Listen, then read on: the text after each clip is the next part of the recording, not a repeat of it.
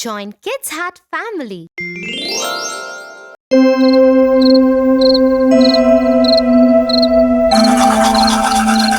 Tia, today our teacher spoke to us about putting others first before our own needs. That's very nice. Tell me something, Tia. Even if it makes them unhappy, do people put others before their own needs? Some people who have a really nice heart do. I remember the story of the happy prince. Do you want to hear it, Tofu? Yes.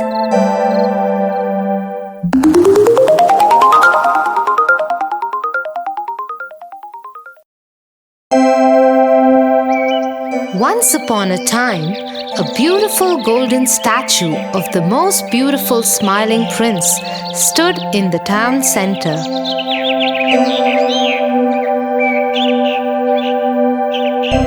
It was covered with gold leaves and had eyes made of blue sapphire. It had a huge red ruby on the hilt of its sword. Everyone who ever saw the happy prince fell in love with it.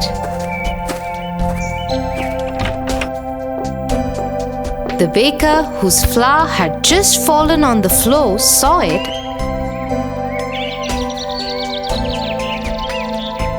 and said, "Oh, happy prince, I wish I could always be happy like him. From now on, I will."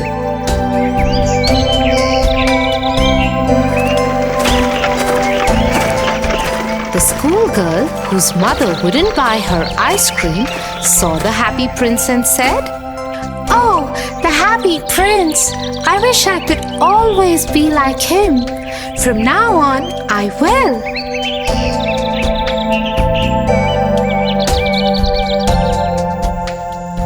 At the same time, in the forest near the city, a swallow asked his new bride, "My love, all our friends have left for Egypt for the winters. There, they will see the Pharaoh's palace and bask in the sun in the royal gardens. They will enjoy many fruits and berries of different kinds. We must join them there." but his bride just nodded her head to say no. "We will come back after the winters. You must let go of your attachment with this home and dwelling." Bride again nods no.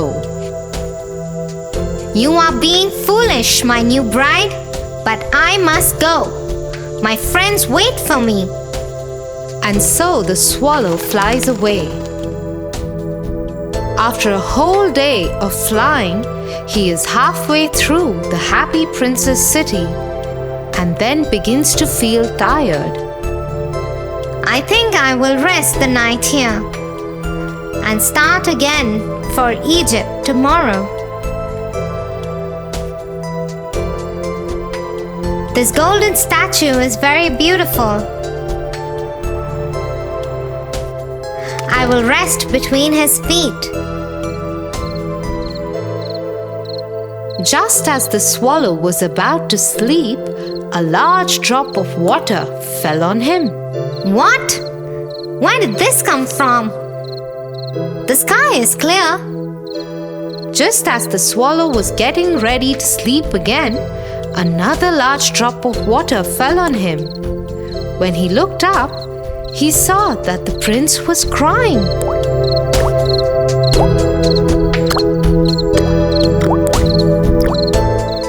"Who are you?" I am the happy prince. "Why are you crying then?" I lived in the city palace once. I was always happy. I had no reason to be sad because I knew my people were happy too. When I died, they made a golden statue of me and put me here. From here, I can see the sadness of my people, and my heart, though it's made of lead, feels sad. "What do you see, a golden prince?" Far away, I can see a seamstress. Her fingers are red and bloody from endless stitching.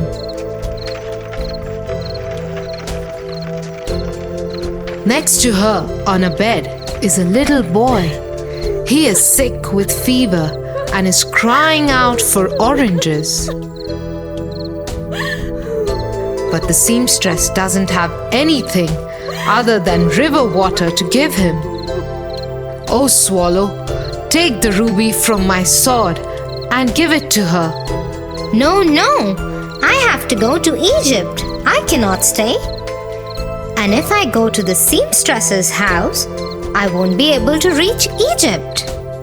Please, Swallow, the child is very thirsty. Well, okay. I will go.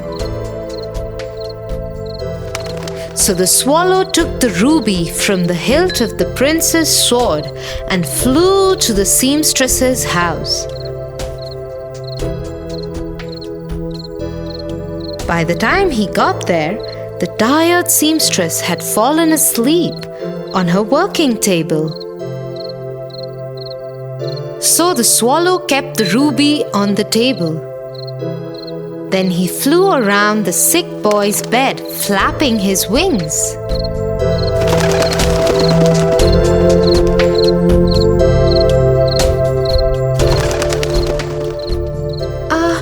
I feel so much cooler.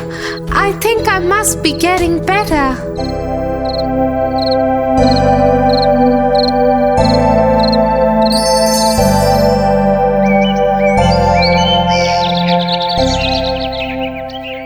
By the time the swallow returned, it was the next night.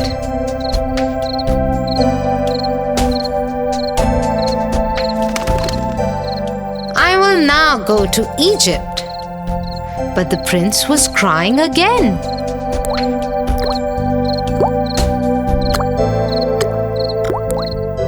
I can see a hard-working man filled with despair. He is a writer and must finish his next play soon. But he is tired because he has no food to eat. Won't you stay another night and help that man?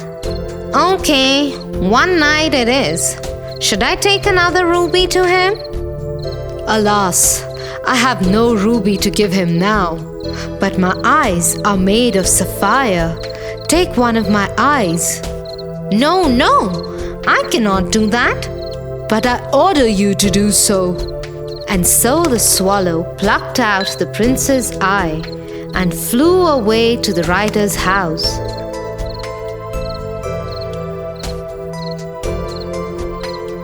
By the time he reached there, the writer had fainted out of hunger and cold.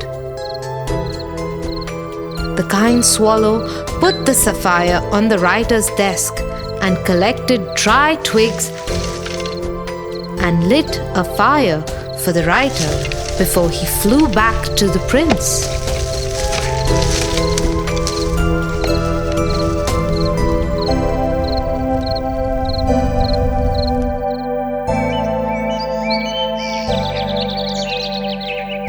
When he returned to the prince, it was the next night again. And once again, the prince was tearful. What is wrong, Prince? In the square, I can see a match girl crying. All her matches have fallen into the gutter and got spoiled. No one will buy them now. She's afraid her father will be angry when she goes home without any money. Please, Swallow, take my other eye and give it to her. No, no, I cannot do that. You will become blind. But I order you to do so. And so the swallow plucked out the prince's other eye and took it to the little girl. The girl became very happy when she saw the stone and went home skipping.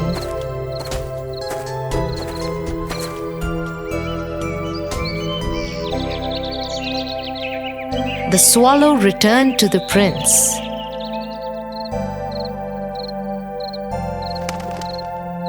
Now you can go to Egypt, my friend. No, now I cannot go, my friend. I will stay here and become your eyes. So the swallow stayed by the prince. Every day he would fly over the city and tell the prince the sorry tales he saw.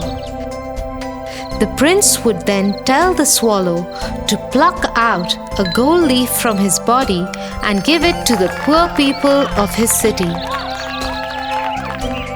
Soon there were no leaves left on the body of the prince. All that was left was his cold grey body. It kept getting colder as the winters kept setting in and the weather kept getting chillier. The swallow knew that he will not survive the season much longer. My friend, it is time for me to go. Finally, you're going to Egypt. Not Egypt, but towards death. Isn't it like sleep after all? But before I go, can I kiss you? I will once again be sad without you. Kiss me before you go. And so the frail swallow kissed the prince and fell at his feet dead. Suddenly, there was a loud sound like a crack. It was the sound of breaking of the prince's lead heart. In the morning, the mayor of the city crossed the statue. What an ugly statue! And it has a dead bird at its feet too. Break it down immediately and put up my statue instead.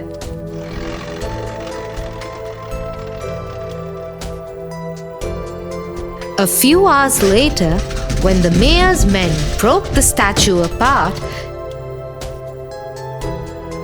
they found the two pieces of the prince's heart, and they threw it into the bin next to the dead swallow. That's when God said to his angels, Bring me the most precious two things in the world.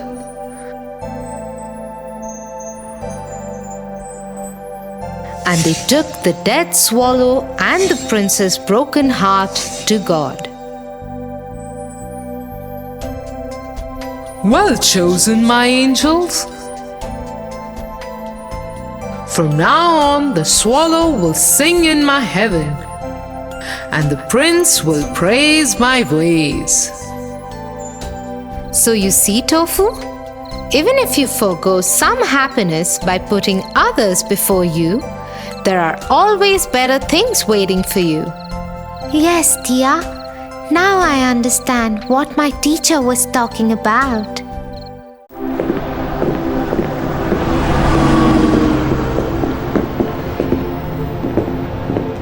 Tia, yesterday in our class, my friend Ben forgot to bring one of his textbook, and Ted offered to share his textbook with him.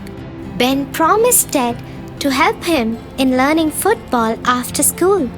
But after school, when Ted asked Ben to help as promised, instead of helping, Ben left for his home. That's bad. One should always stand by their promises. But Tia, today again Ben forgot his textbook, and when he asked Ted to help, Ted refused. Tofu, we should be sensitive towards every human being. You know, we should always help people around. Come, I'll tell you a story.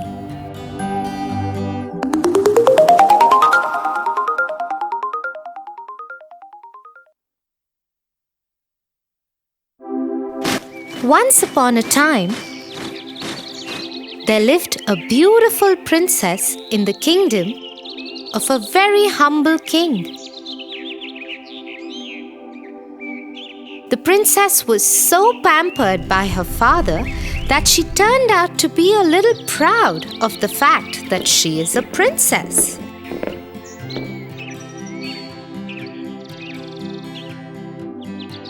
Many a times the king asked her to be more humble towards the people around her, because that's the way a princess should be.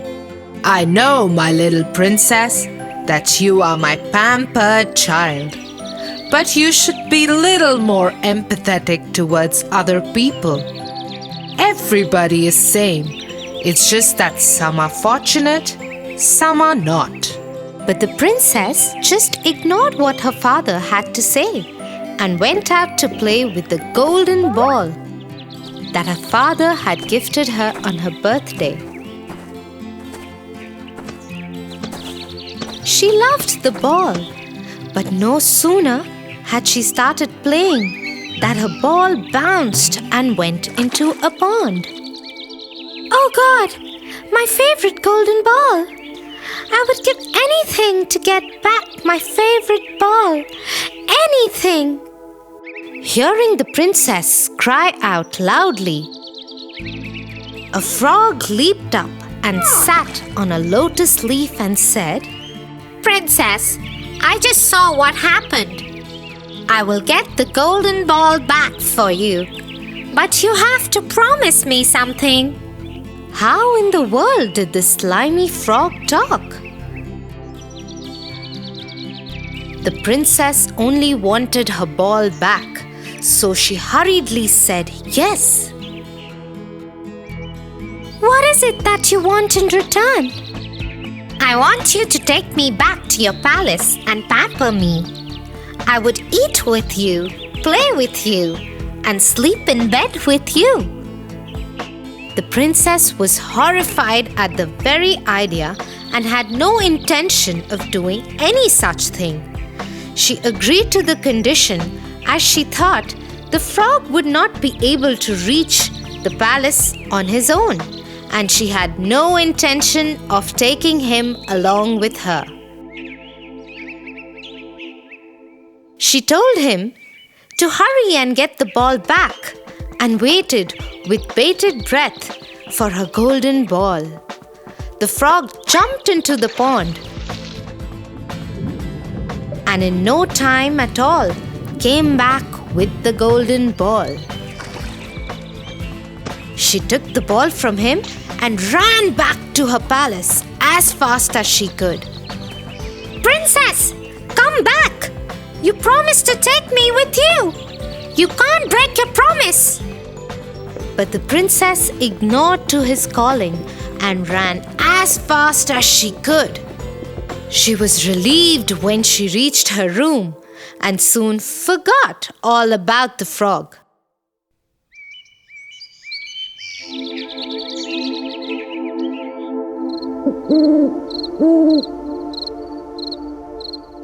At night, while she was having dinner with her father, there was a loud knock on the door. "Open the door, oh princess! It's me, the frog from the pond. You promised to keep me with you. Being a true princess, you should keep up to your promise now." Who is that, and what does he want? The princess, being a little scared of her father, told him about the afternoon incidents.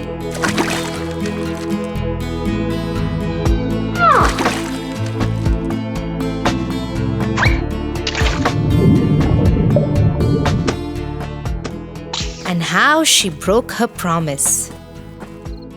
You are a true princess, my love, and you should keep up to your promise, no matter what.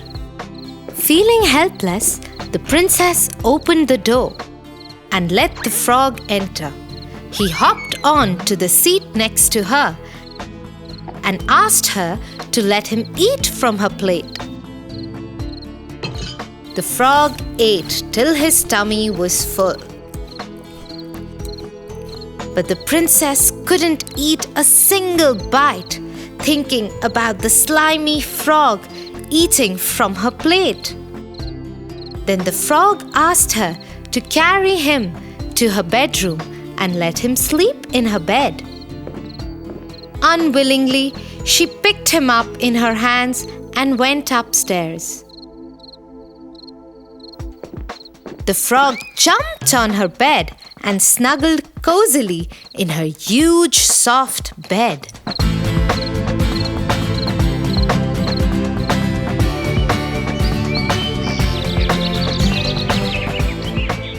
The next morning, the princess got up to find the frog missing from her bed. Happily, she hopped from her bed, thinking that the ordeal was over.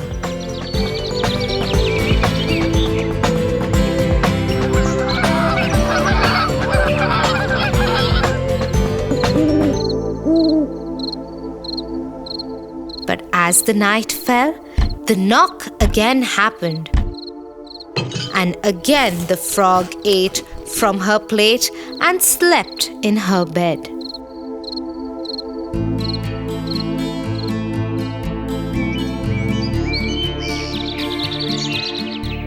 Feeling sad about sharing her food and bed, she went to her father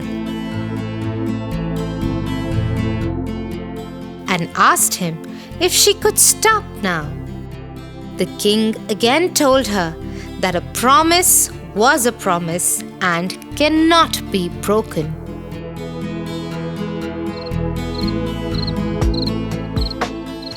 It was the third night when the frog came in again to eat and sleep in her bed.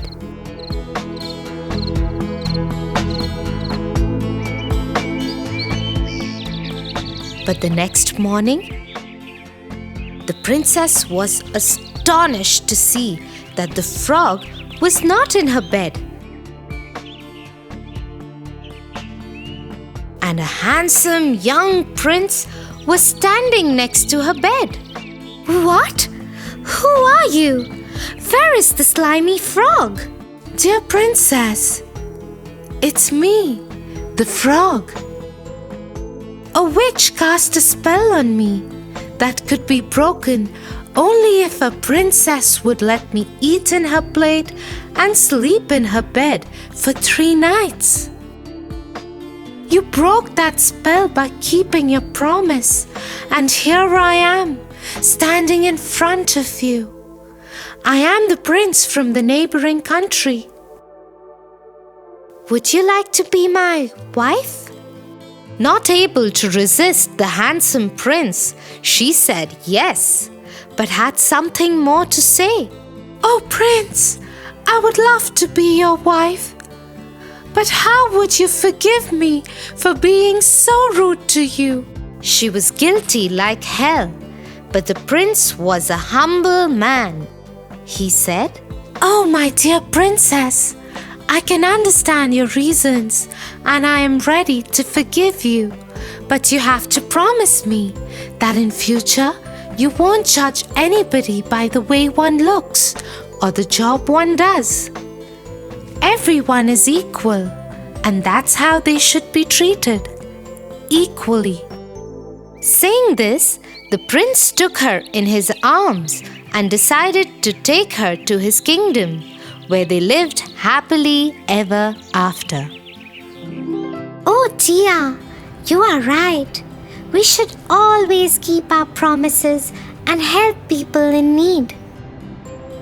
Thanks for the lovely moral story. Come, Tofu, let's go and play some games now.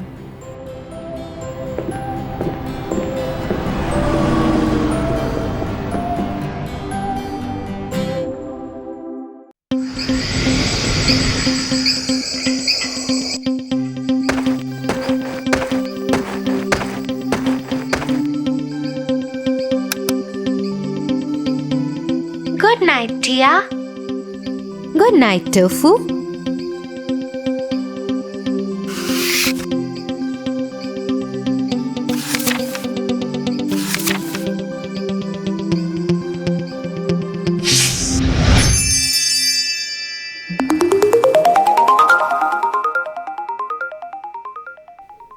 Once upon a time, there lived a lonely couple who only wished to have a child.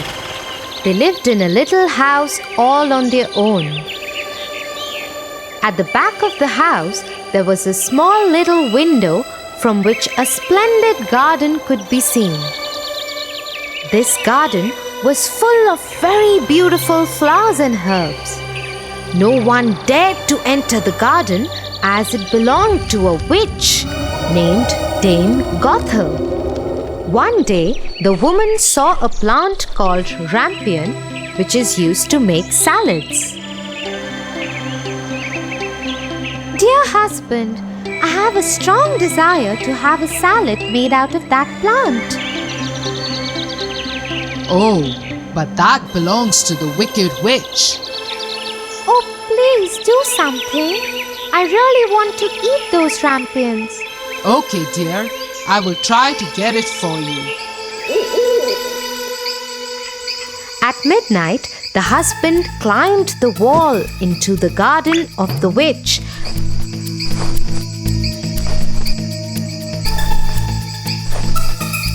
and started taking some rampions. The man took the rampion and his wife made a salad out of it and ate it. But the very same night, there was a knock on the door and the man knew something was wrong. How dare you, human! Come into my garden and steal my rampions like a thief. You will suffer for it. Oh, please forgive me. My wife saw your rampions from the window and she wanted it so bad that I could not say no to her. Oh, if that's the truth, then I will let you have as many rampions as your wife wants, but only on one condition. What is that condition? You must give me the child which your wife will bring into this world. The man, in his terror, consented to everything. As time passed by, the couple gave birth to a beautiful little baby girl. But that very same night, the witch came to their door and took away the baby girl, leaving the poor parents in complete sorrow. You are such a beautiful looking girl. I will name you Rapunzel and take care of you. Ha ha ha ha! The witch kept her locked in a tower with no doors and stairs, but just a small little window. As the time passed by, Rapunzel grew into a beautiful girl with very long golden locks. But her beauty went in vain because the cruel witch never allowed her to go anywhere. Sad Rapunzel just used to stand at the little window and sing sad songs. When the witch had to visit Rapunzel, she used to ask Rapunzel to let down her hair.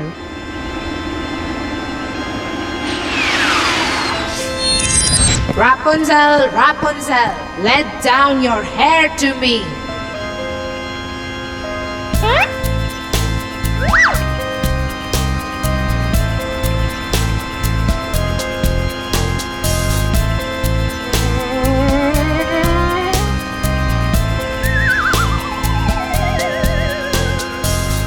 One day, when Rapunzel was standing at the window singing sad songs,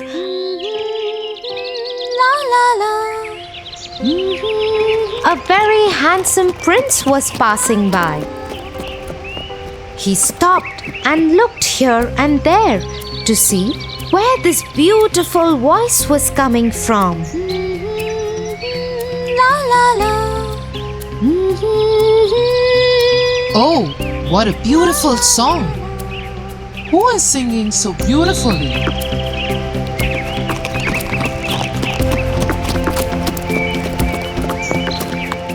The prince noticed the beautiful voice coming from the tower. He wanted to climb the tower and looked for the door, but could not find one. he went back home in dismay. But Rapunzel's singing had touched his heart so much that every day he started going to the forest to listen to Rapunzel's songs.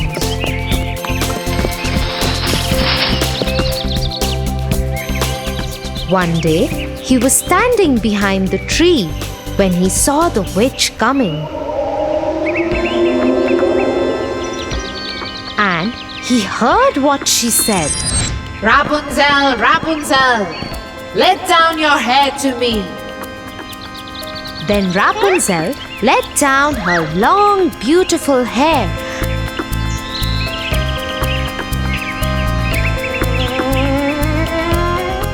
And the witch climbed up the tower. Oh, that's the way to climb up to the tower. I shall do the same.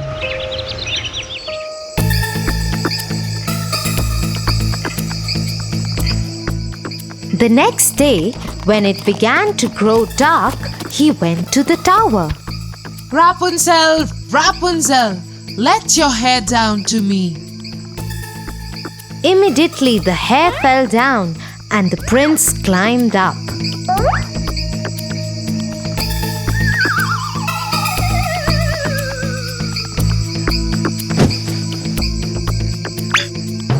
Oh, who are you? Oh Lord, you are the most beautiful maiden that I have ever seen in my life.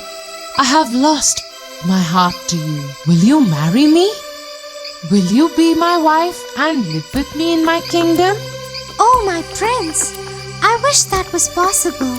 But the witch won't let me go out of this tower. And if she comes to know about you, she will kill you. I don't care. You are coming with me now. Come on, let's go. Oh, prince, I am ready to go away with you. But I do not know how to get down. If I let down my hair, then how will I get down? You are right. You have to go now. The witch will come soon. Yes, don't worry, Rapunzel. I will think of something and come back tomorrow. That moment, when the prince was climbing down the tower, the witch saw him. Oh, so he wants to take Rapunzel away. They both will have to pay for this. The witch climbed the tower after asking Rapunzel to let down her hair.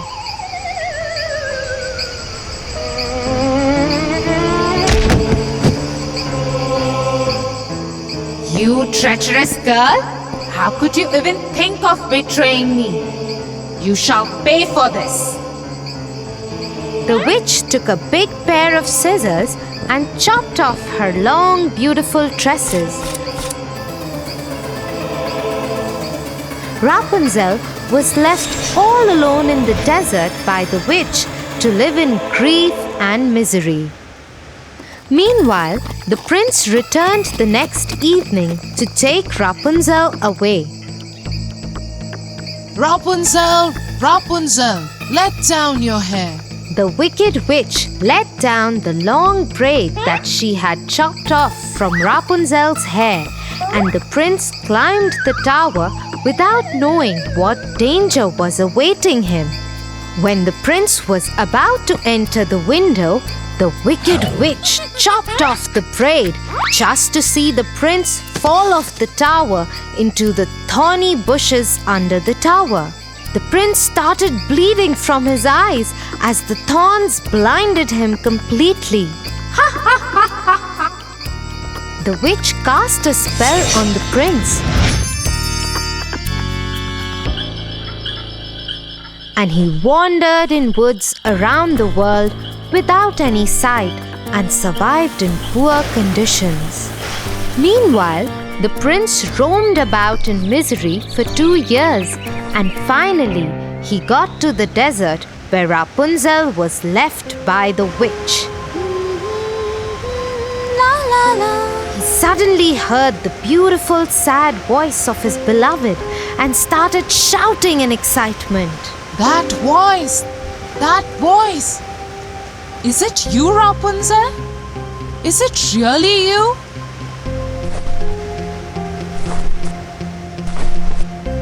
He went towards it, and when he approached, Rapunzel said, Oh, Prince, you finally found me. I missed you so much.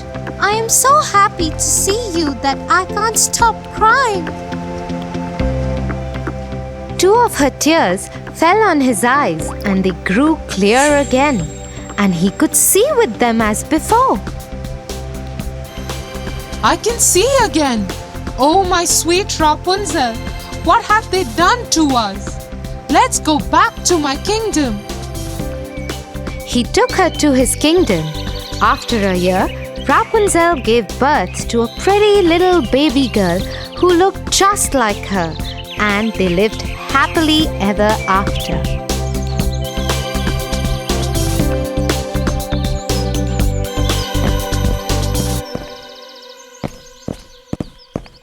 Get up, Tofu,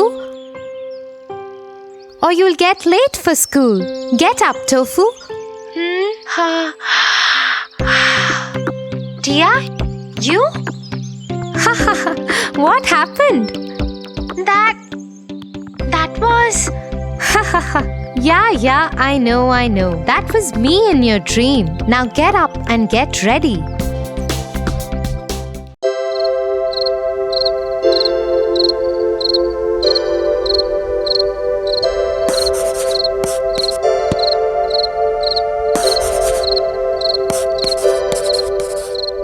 Tia, aren't you going to your friend's party? No, Tofu. Mummy has asked me to stay home with you tonight because she and Papa will be returning home late. Oh no, I'm sorry, Tia. Because of me, you can't go to your party. It's okay, Tofu. Sometimes we have to sacrifice things for the ones we love. Just like the Little Mermaid. Little Mermaid? Is it a story? Tell me, Tia, please.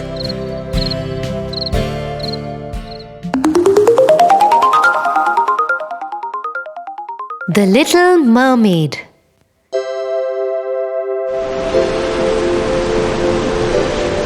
Once upon a time, there was a sea kingdom at the bottom of the sea. The king of the seas had 6 beautiful daughters who were mermaids.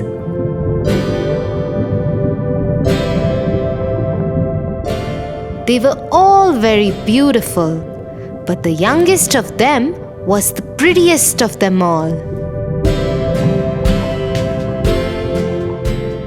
She had a gentle face, big round eyes, and a voice sweeter than anyone else's in the world. When the Little Mermaid turned 15 years old, her grandmother called her to her room. Come, my darling. Today you have turned 15. And from now onwards, you can go to the world above. Just remember, the people above are very different from us. They do not have a beautiful fishtail like us. Instead, they have 2 legs. Thank you, Grandmother. I have waited for this day for so long. When I return, I will tell you about everything I see above.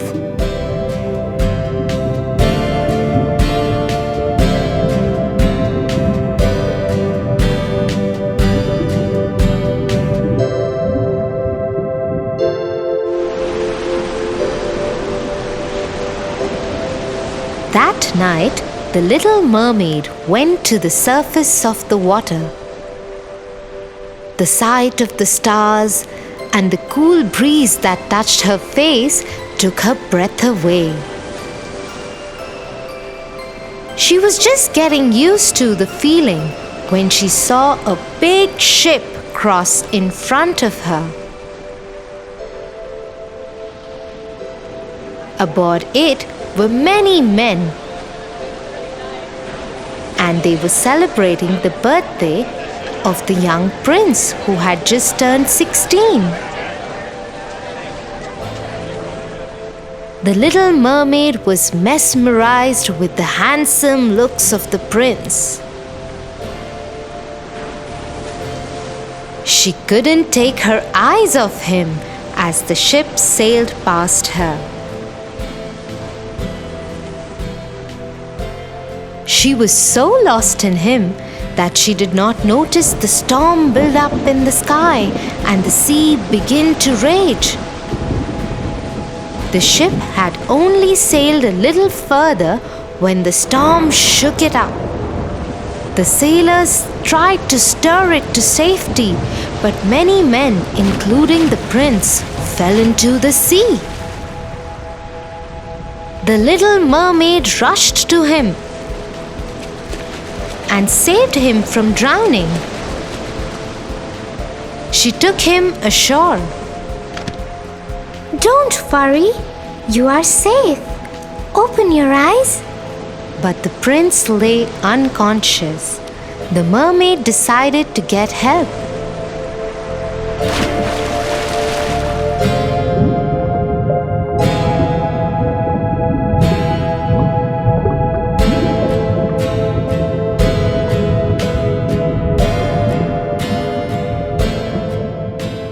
When she couldn't get any, she came back to where the prince was. She saw him surrounded by many people.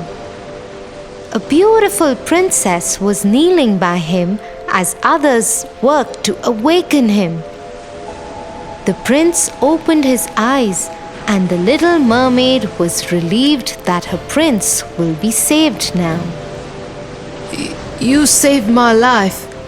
Thank you. The prince knew nothing about the little mermaid. He didn't even know that it was she who had actually saved his life. This broke the mermaid's heart. She went back to her father's home.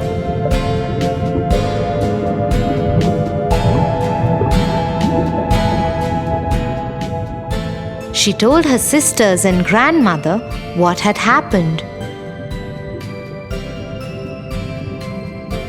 Forget him, child. Humans and we are very different. To be with him forever, you will have to get him to love you more than anything else he loves in the world, even more than his own parents. How will that ever happen? Think about it. But the little mermaid could not forget the handsome prince. Every night she visited the spot where she had laid him after saving his life. One day, she decided to visit the witch in her father's kingdom. Maybe she knew a way that the mermaid could be with the prince.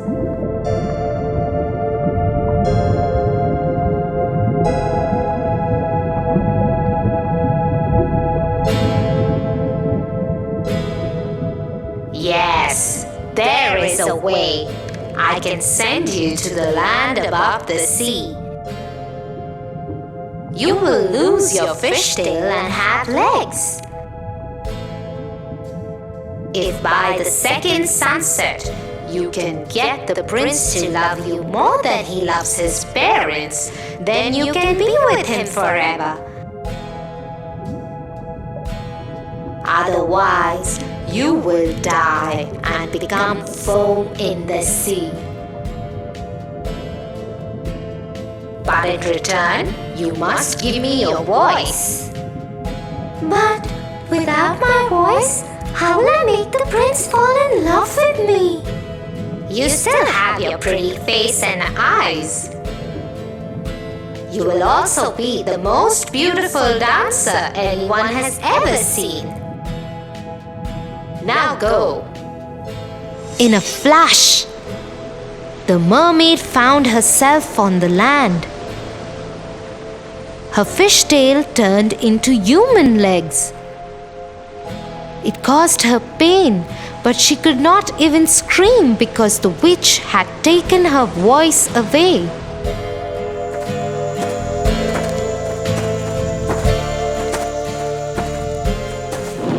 Somehow, the mermaid made her way to the prince's castle.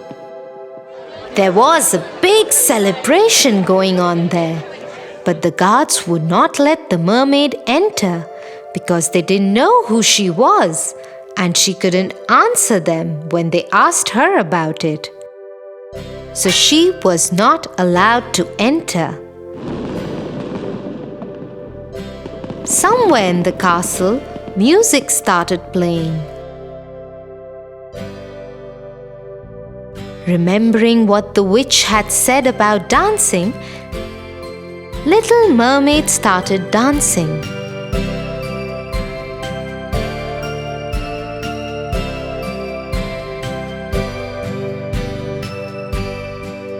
Oh, I have never seen anyone dance so beautifully. Maybe she has come to dance for the royal family in the celebrations.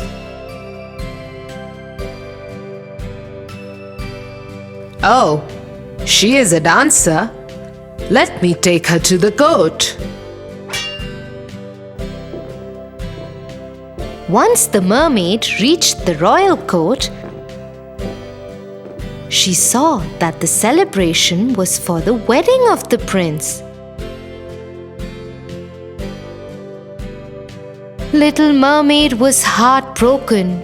She thought the only way of meeting the prince now would be to dance and draw his attention towards her. And so she performed a beautiful dance for the royal family.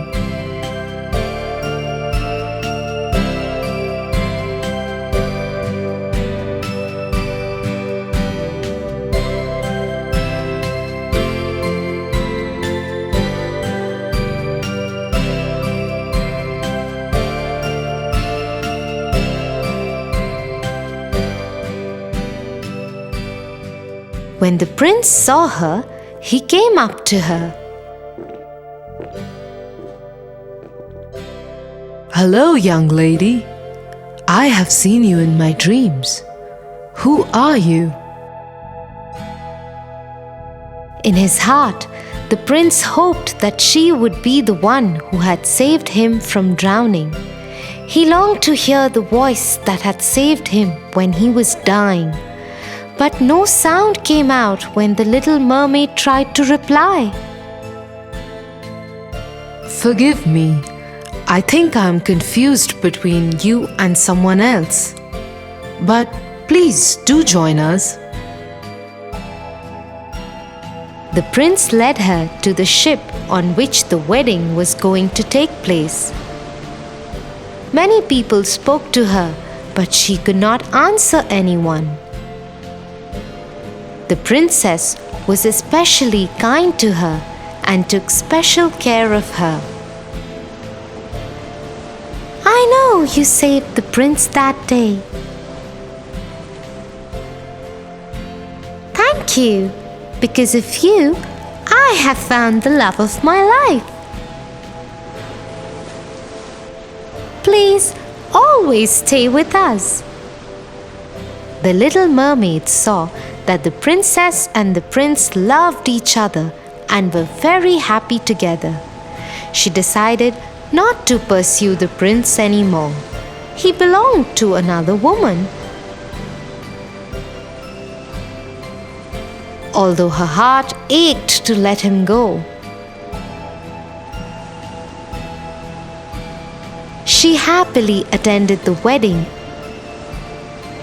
and all the celebrations that went on throughout the next day. Soon it was evening. The second sunset was about to happen.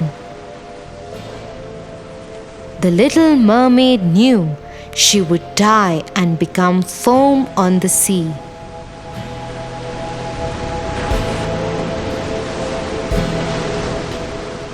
As she stood there, looking at the prince and his princess, she heard some voices behind her. She turned around to see. Her sisters were there in the water. But all of them had very short hair now, instead of the long flowing locks they used to have earlier. Sisters, what are you doing here? We have come to save you. We went to the witch. In exchange of her hair, she gave us this knife. If you stab the prince through his heart before sunset, you can be saved.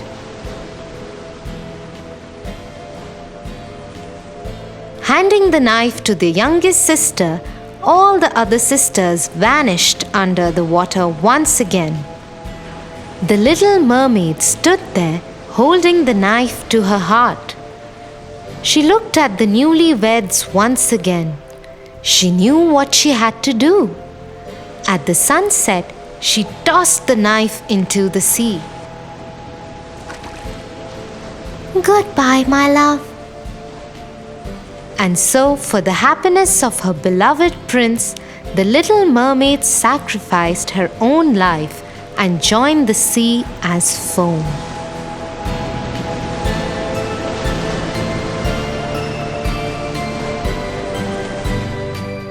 Tia, this is such a beautiful story. It shows how much the little mermaid loved the prince. Thank you for not going to the party and staying with me. That's because I love you, my little brother. I love you too, my darling sister Tia.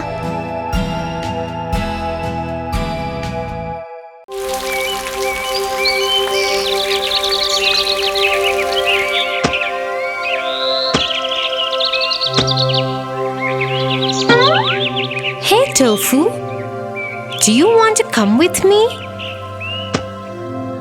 I just saw my piggy bank has enough money to buy new books and toys for the children at the orphanage. You can help me buy and distribute the goodies. You are going to give away all your savings to other children? How can you do that? Don't you want to buy something for yourself? Tofu, we can't always think of ourselves. Sometimes we have to help those who do not have the same means as us. Let me tell you a story of kindness.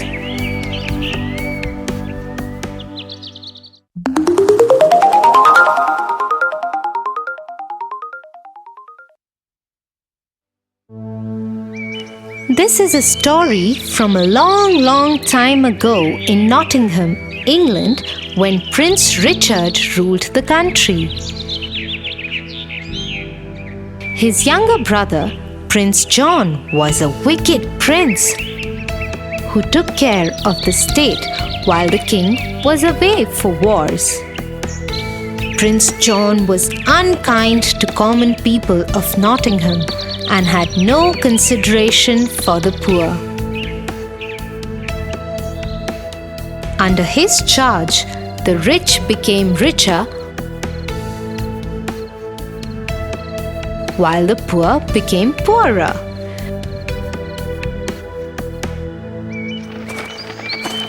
The poor had no savior to save them other than Robin Hood, or the Hooded Thief as he was popularly known.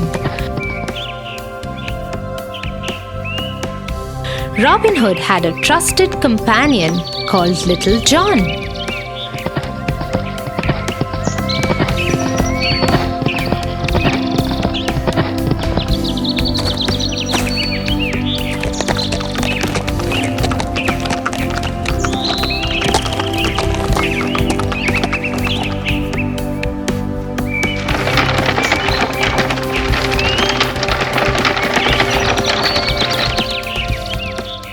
Robin Hood would rob the rich merchants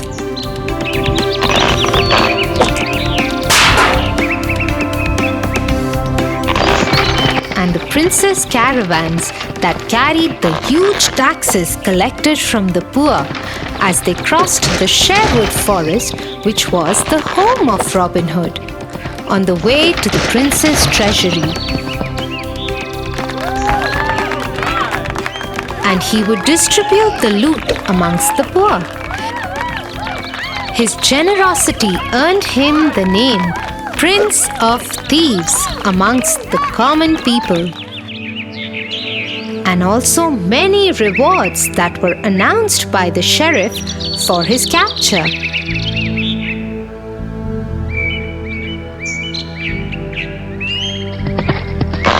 But this did not stop Robin from doing his good deeds. One day, when Robin Hood and his friends had robbed the prince's caravan again, the prince called the sheriff of Nottingham to the palace. This is the last time Robin Hood has humiliated my men and me, Sheriff. What are your troops doing? Why haven't they caught that thief as yet? We are doing everything, Your Highness. I assure you, we will have him soon. You should, otherwise someone else will be punished.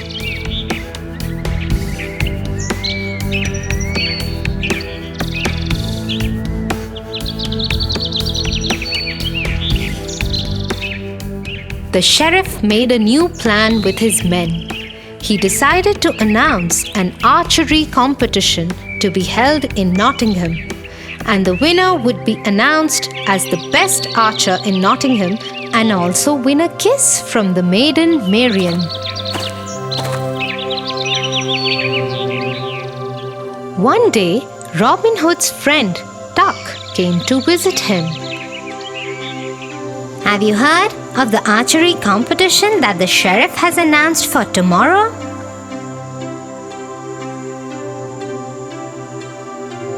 Yes, we have, Friar.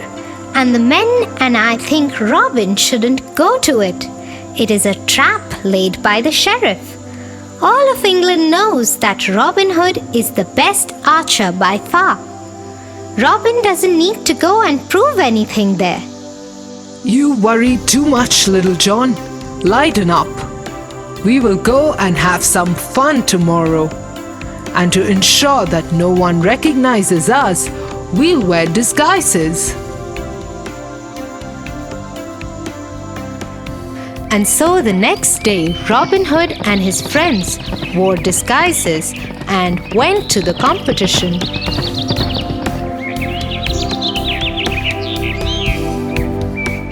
Just as Robin Hood had predicted,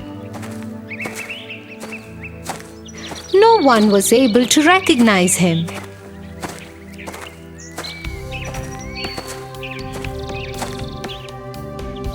Soon it was Robin Hood's turn to shoot the arrows. He took the first shot at the bird and hit bullseye. The crowd cheered for this unknown archer. Then he took another arrow and shot it again. This one too hit bullseye. The crowd cheered louder. The cheering caught the sheriff's attention, and he turned to see what the matter was. By now, Robin had drawn his third arrow and took a shot. It too hit the bull's eye. When the fourth arrow also did the same, the sheriff realized something. That is no stranger. That is Robin Hood. No one can shoot 4 arrows in a row like that. Grab him, men!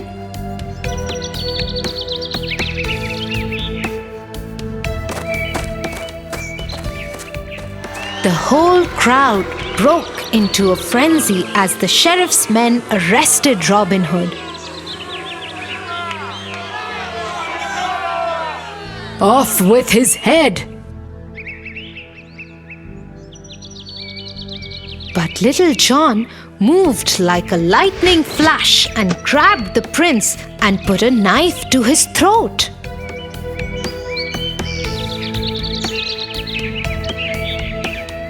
Release him immediately. The sheriff's men had no choice except to let go of Robin Hood. The Prince of Thieves and his friends hollered and made their way out of the archery field, but not before Robin Hood climbed the audience tower and stole a kiss from the maiden Marian.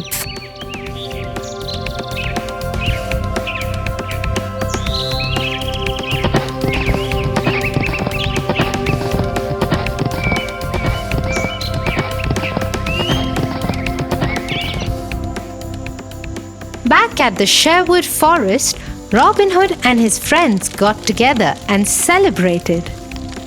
You were right, Robin Hood. Today was a lot of fun. The sheriff had this coming.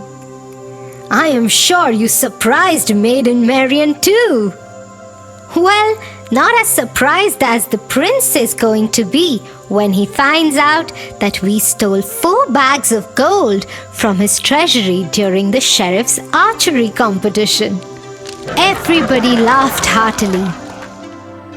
Wow, Tia, this is such an inspirational story about being selfless and helping the helpless. I am going to change my ways from now onwards. I am so proud of you, Tofu. That is such a great decision. Keep doing good deeds.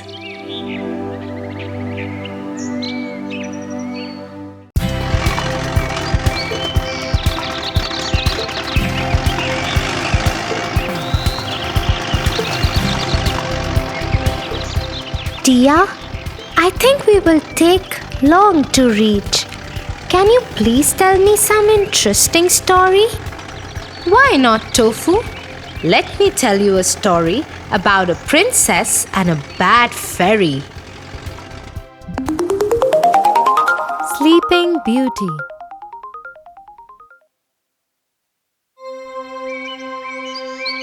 A long time ago, there lived a king and a queen.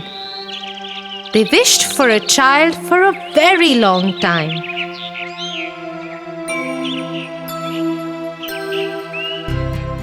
After a long wait, their wish came true. A beautiful girl was born to the king and queen.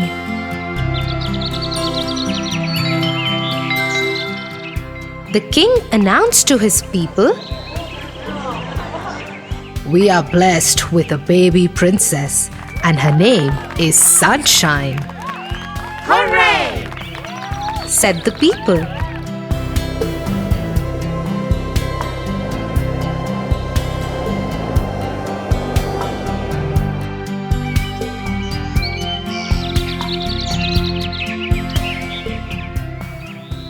As the baby girl turned 1, celebrations began all around.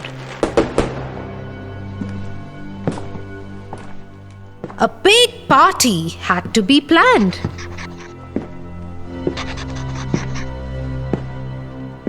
We must invite all the fairies. Yes, we must call them all. But not the Black Fairy. She is mean. She is bad.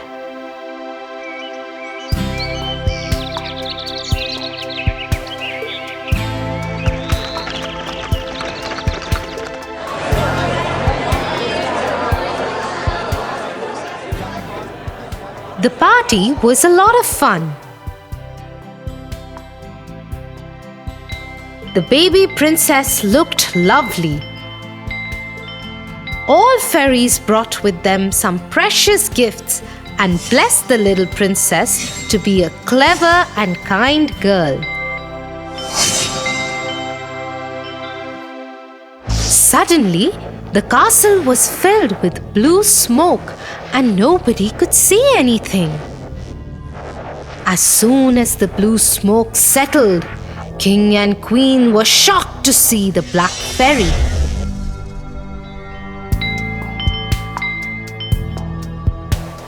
She saw that a beautiful celebration was organized and everyone from the kingdom was invited for the feast, including all fairies. She became very angry for not being invited, and that's why she cursed the baby princess. On your 16th birthday, before the sun sets, you'll prick on a spindle and die.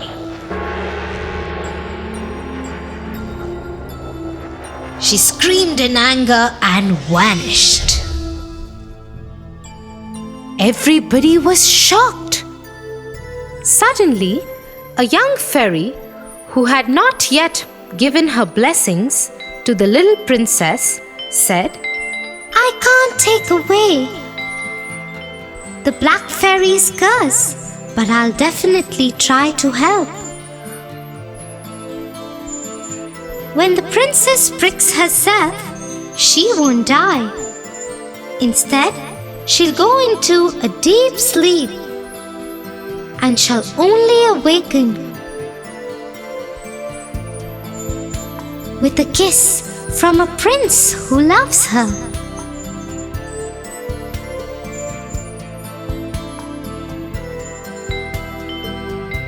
After this, the king ordered to destroy all spindles and needles from the kingdom. Soon, there were no sharp things in the castle. Except for one, they didn't check in the tower.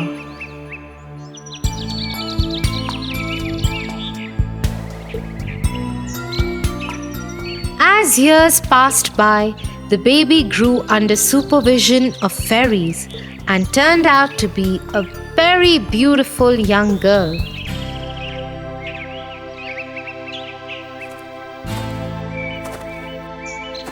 When she turned 16, while roaming in the castle one day, she saw a magical light ball.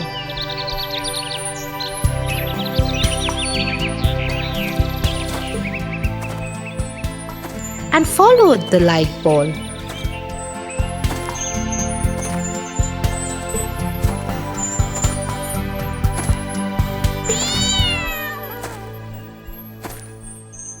Which took her to the top of the tower in the castle. Inside, there was an old woman bent over a spinning wheel. Come here. You must try spinning this wheel.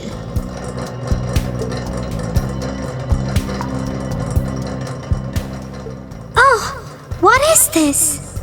Please let me do it as well. I have never tried this. But the minute she touched the needle of the spindle, she fell to the ground. Black Fairy's curse had come true. Old woman, who was actually the Black Fairy, laughed and laughed and then disappeared.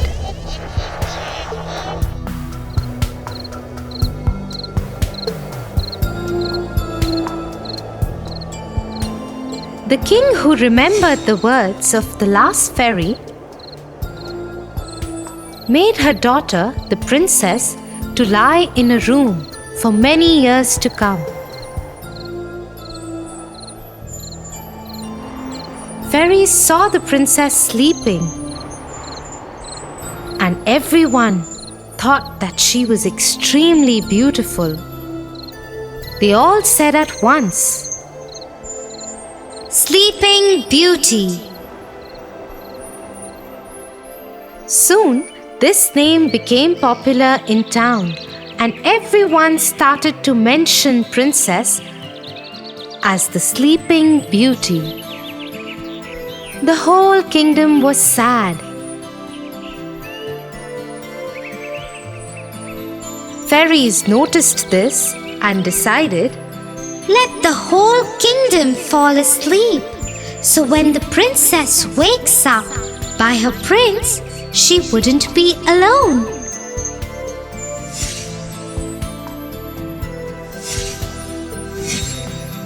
Everyone in the kingdom fell asleep.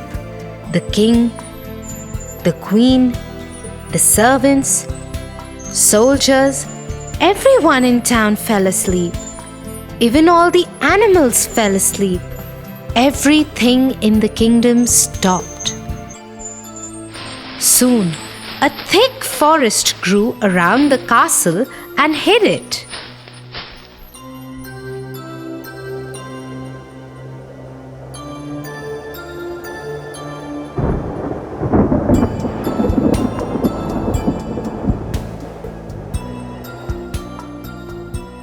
About hundreds of years later, a handsome prince was riding through the forest.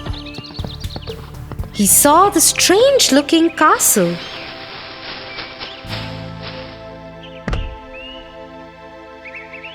The accompanying soldiers told the prince that this is the castle of the Sleeping Beauty.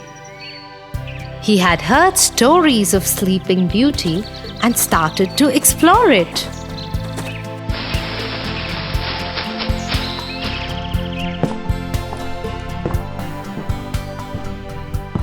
He was surprised to see everybody in the castle sleeping. When he entered more, he saw even the king and queen were sleeping. He looked around and saw one big pink door.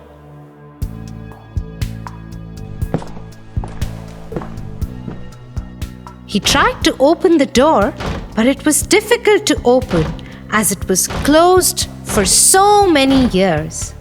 After trying hard, he managed to open the door, and to his surprise, he found Sleeping Beauty lying on a beautiful bed in that room. The moment he saw her, he just fell in love with her. I really want to know who this beautiful girl is. She looks so gentle and peaceful, he said. He leaned down and kissed her. Instantly, the kiss lifted the spell and the princess woke up. The king, queen, and all the people and animals in the kingdom were awake again.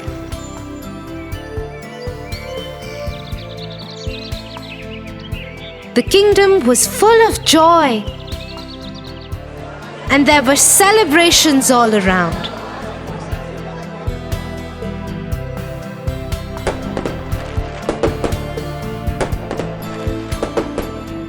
The prince and the princess soon got married and lived happily ever after. Wow! It means no matter if bad people think bad for you, there are always some well-wishers to help you out.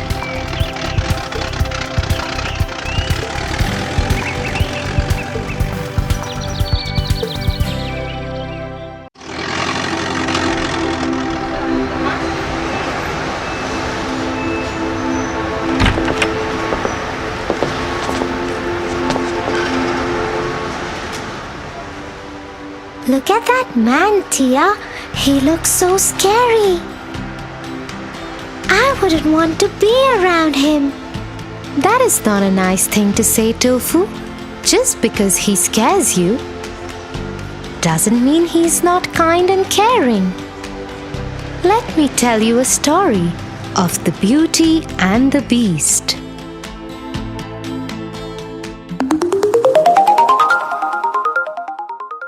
The Beauty and the Beast.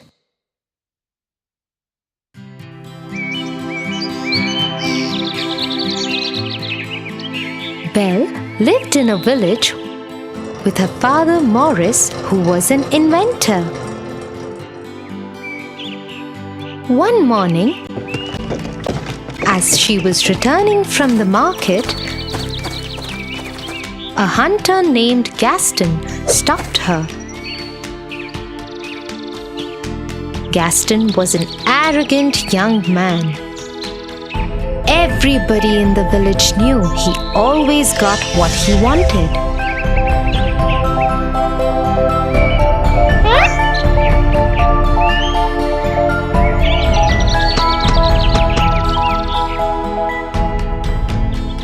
But But no one ever dared stand up against him because his father was the village head. The only person who paid no attention to Gaston was Belle. But Gaston was obsessed with her and wanted to marry her. Belle, let me walk you home. Oh, Gaston, no, thank you. I can go home myself. I insist.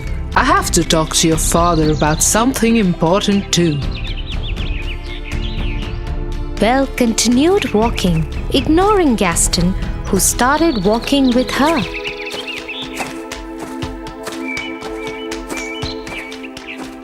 Once home, Belle quickly went inside. Morris, Morris, come out. I have to talk to you. What is it? It is your lucky day. I am going to marry Belle. You have lost your mind. Go away, Gaston. Belle is never going to marry you. Just then, there was a loud explosion in Morris's lab, and he took off towards it. Belle also ran towards her father's lab. Seeing that there was no one he could push around, Gaston left.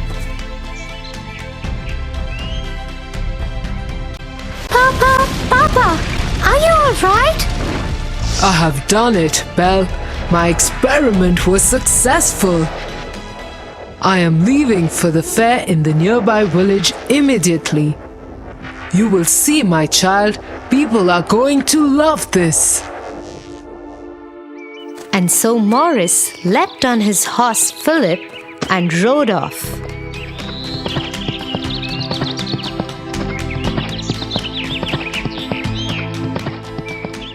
But as he was crossing the forest, he got lost.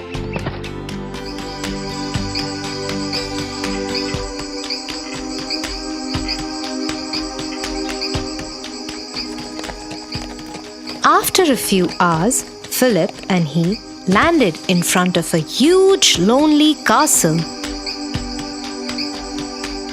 There was no one in sight, so Morris tied Philip to a pole at the entrance and went inside the castle.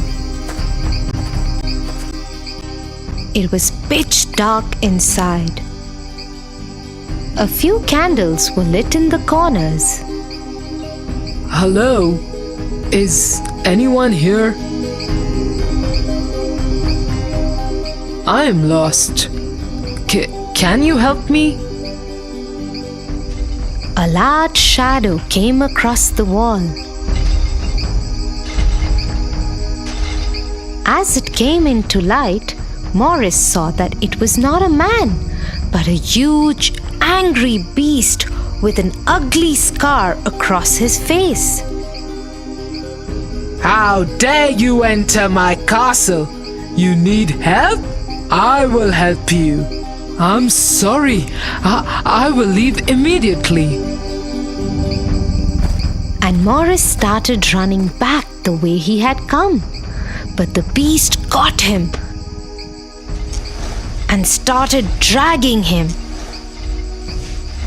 He took him down the staircase and locked him in the dungeon. Please let me go. Please let me go.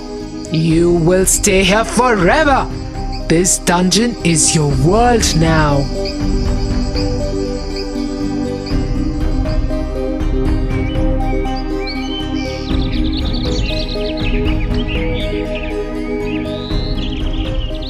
A whole day had passed and Morris hadn't returned. Belle got worried and decided to go to the nearby village to look for her father.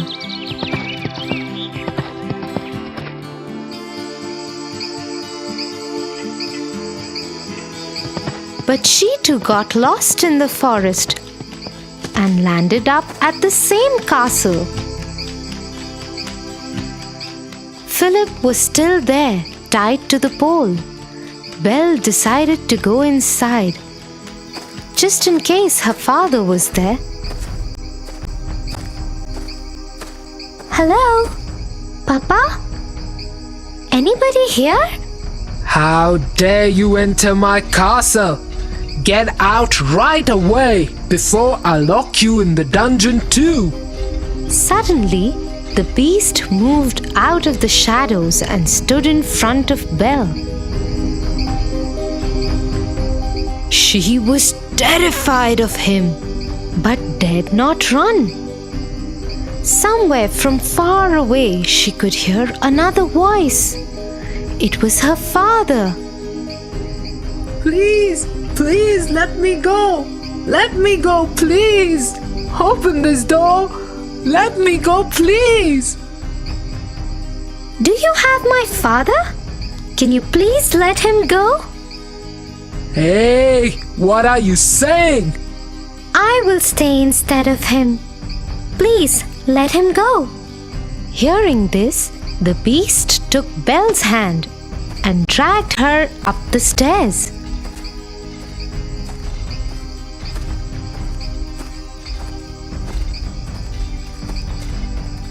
He led her into a huge room.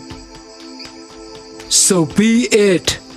Your father is free, and you shall be my prisoner forever. And so it was. No matter how much Morris protested, the beast threw Morris out of the castle and into the forest with Philip.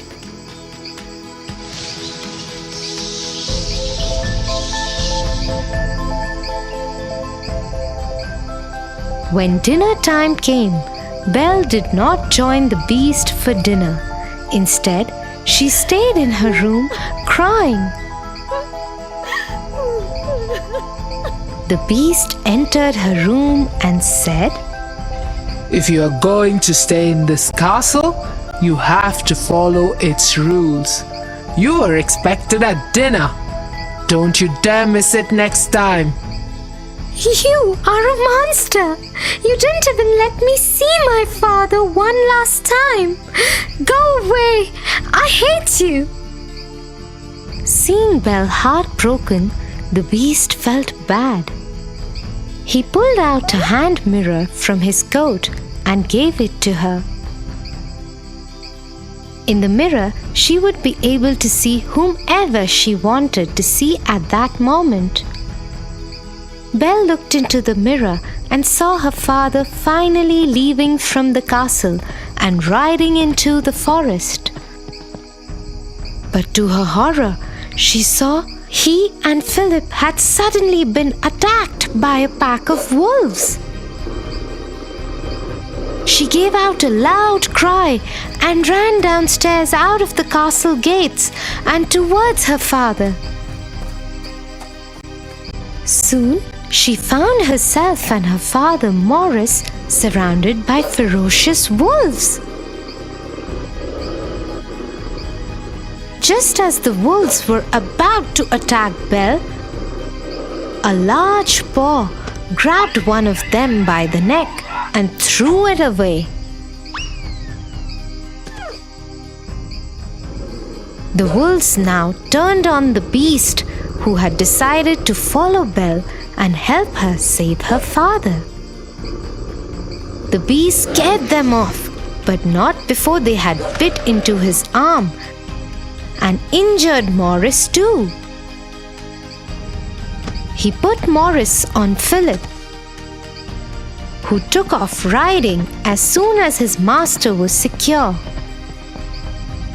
The beast tried to walk towards the castle, but fainted and fell.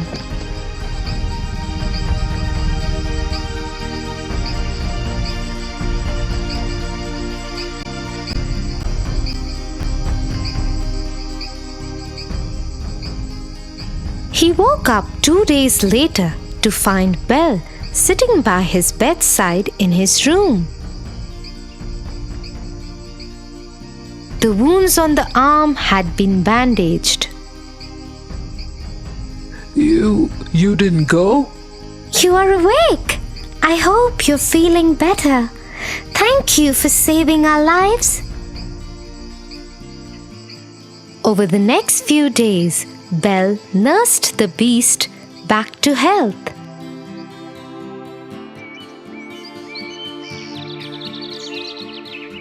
As they spent time together, Belle realized that he wasn't as mean as he appeared to be the first day they had met.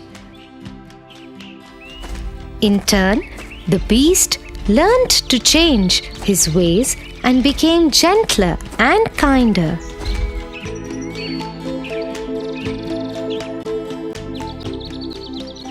Soon they became very good friends. One day, Belle asked the beast if she could see her father in the mirror. The beast agreed and gave her the mirror. In the mirror, Belle saw all the villagers storming her house. They thought that Morris had gone mad and wanted to send him to the doctor. Nobody believed him when he kept insisting that Belle had been kept as a prisoner by a beast. Worried about her father, Belle requested if she could go to the village for a day just to save her father. And though the beast knew that she might never return, he agreed. Go, but take this mirror with you. In case you ever want to see me.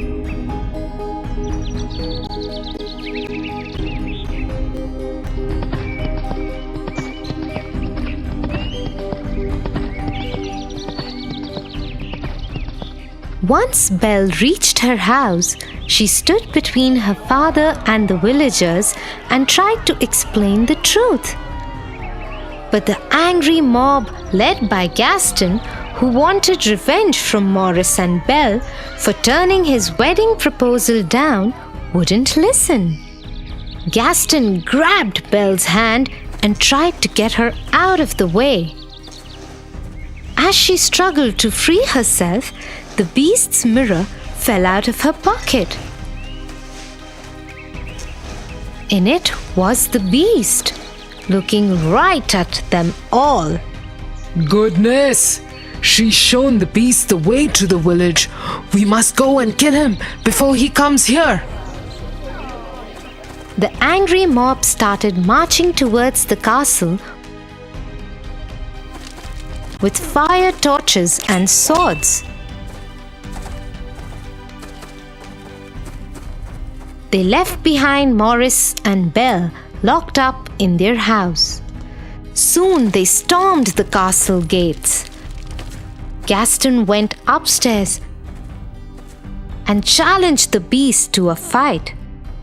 But the beast had had a change of heart. He did not wish to fight. So he came out of the balcony unarmed and tried to talk to the villagers.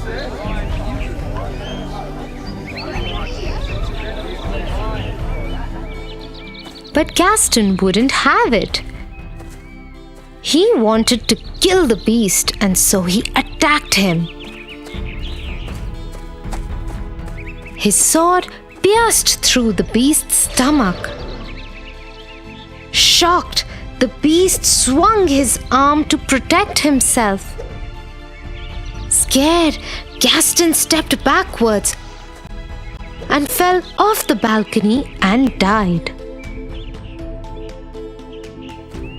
Somehow, Belle had escaped from her house.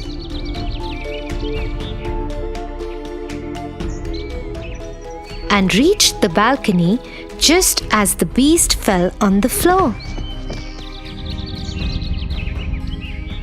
I love you, Belle. I love you too. Please don't go. Suddenly, the castle lit up with thousands of candles. As Belle still lay crying by the beast, he turned into a handsome young prince. Belle, it's me. You freed me from the witch's spell. To break the spell, I had to love and win the love of another. You loved me even though I was a beast. You saved me, Belle. You saved me. It really is you? As they hugged each other, they saw the rest of the castle and the forest bloom with beautiful trees and flowers. So you see, Tofu, you should never judge people by the way they look. I'm sorry, Tia. I will always remember this now.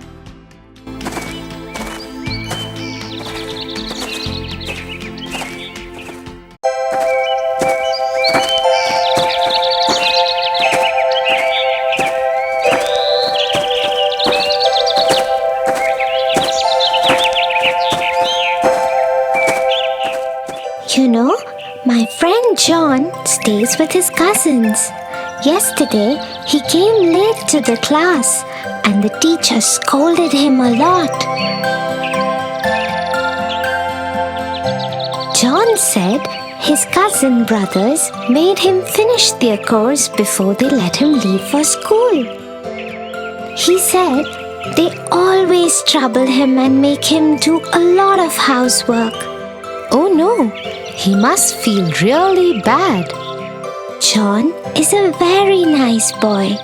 He doesn't disobey anyone. He's very nice to his cousin brothers despite the way they treat him. That is very nice of him. We should always forgive people for their mistakes. Have you heard the story of Cinderella?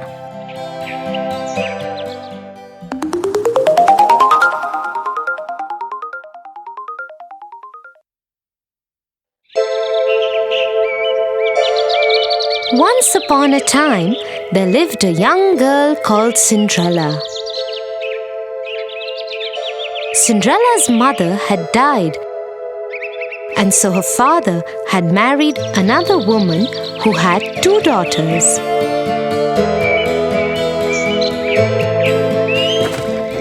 One day, Cinderella's father went to work and never returned. Cinderella was left at the mercy of her stepmother and 2 stepsisters who made her do all the work of the house. Cinderella, it's morning already. Where is our breakfast? Just a moment, stepmother. I am just bringing it out. As soon as Cinderella had laid the breakfast, the stepmother and stepsister started eating it. Cinderella served her own plate too and was about to eat when her stepsister pushed her own plate away. Yuck! I hate it. Yes, now that you mention it, it really is horrible. Mother, do something. Cinderella, are you trying to kill us? What kind of food is this? But stepmother, I have made it the way I always make it. How dare you argue with me? Go and make new breakfast for us. Don't you dare do anything else till we have had our breakfast. And this is what went on in their house every day. The stepmother and stepsisters troubled Cinderella without any reason. But Cinderella loved them still and never ever complained.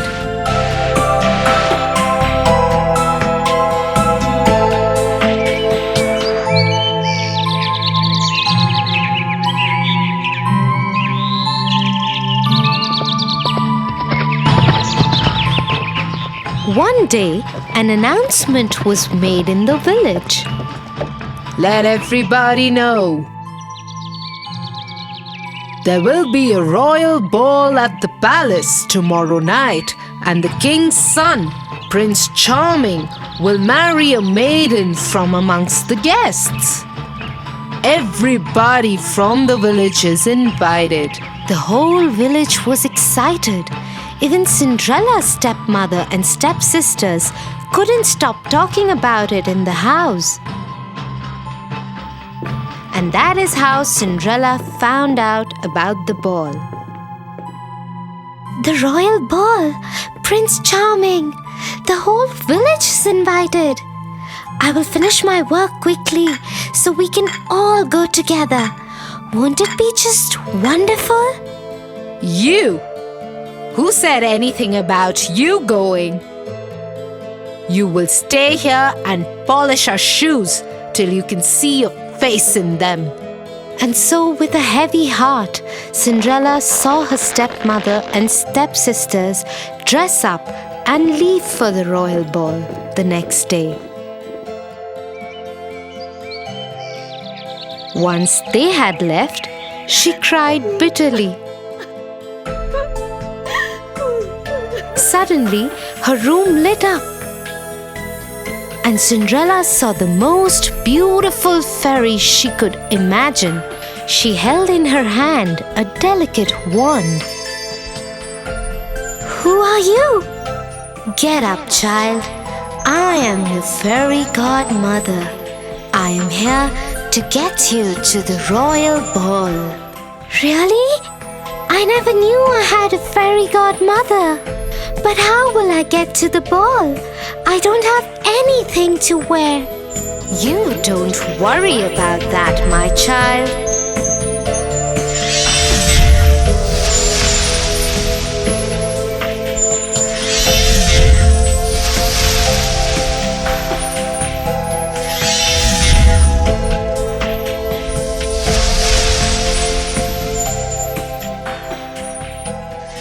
And so, in just a few minutes, Cinderella was ready for the royal ball.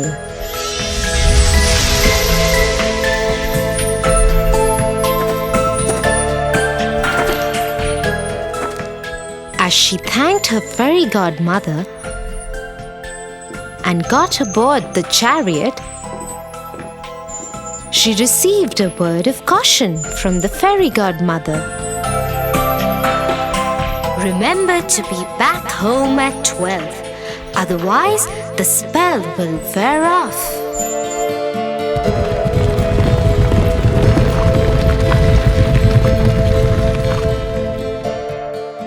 Soon Cinderella arrived at the palace. As she entered the great ballroom, everyone turned to look who this beautiful maiden was. Nobody could recognize her.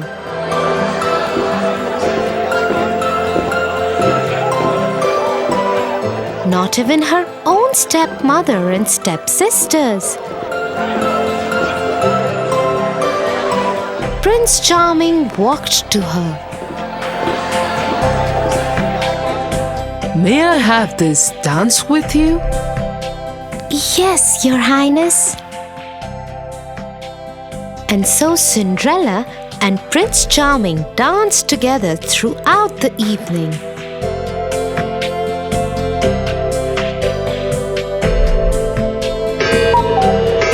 Till Cinderella heard the clock strike. Fairy godmother's words came back to her. She needed to get out of there before the clock struck 12. Without saying a word, she tore away from the prince's grasp and ran out of the palace. The prince ran after her. "Wait, wait! What is wrong? Why are you running? I don't even know your name." But Cinderella dared not wait or even look back. Her beautiful gown was already turning into rags again. Her hair was coming loose from the perfect bun that the fairy godmother had made for her. She didn't even stop when one of the glass slippers came off her foot and fell in the palace driveway. She ran out of the palace gates and vanished into the darkness on a path that led to her home. Once home, she went back to polishing the shoes that had been given to her and decided never to speak to anyone about the ball.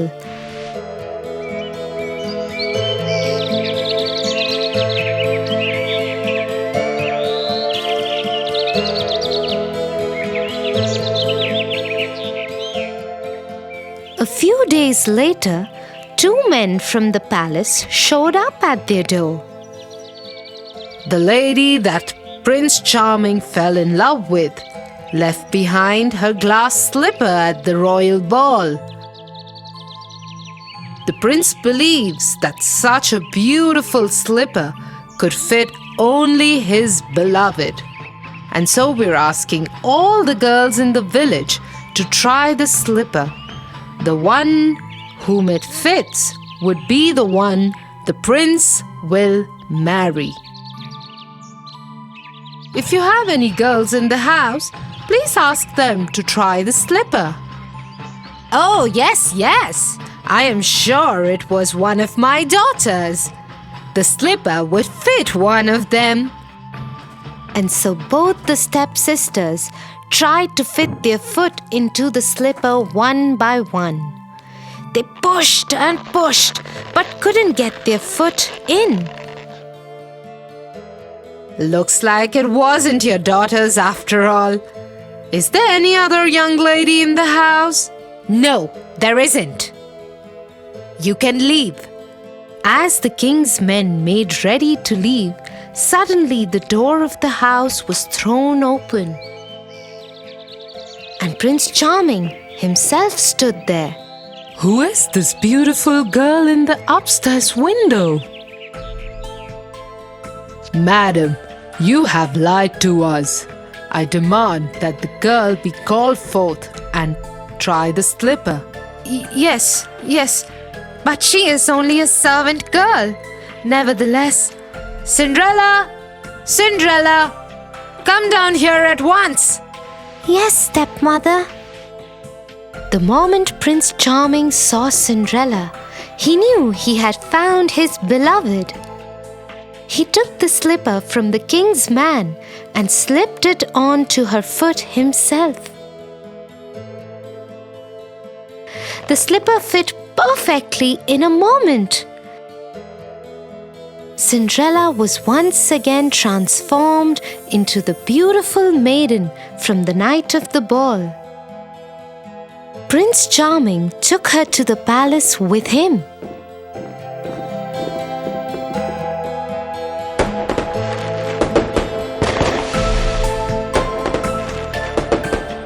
He ordered that the stepmother and stepsisters be punished for lying to the king's men and treating Cinderella so badly and rudely.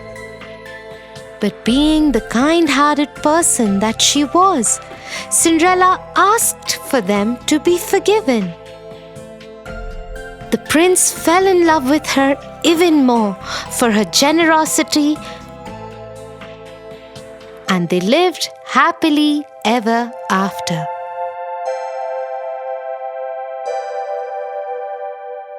Wow, Tia, how wonderful is it to forgive people? Thank you for telling me this story. I will tell it to John too. I'm sure he will like it. Okay, shall we go home now? I think it's getting late.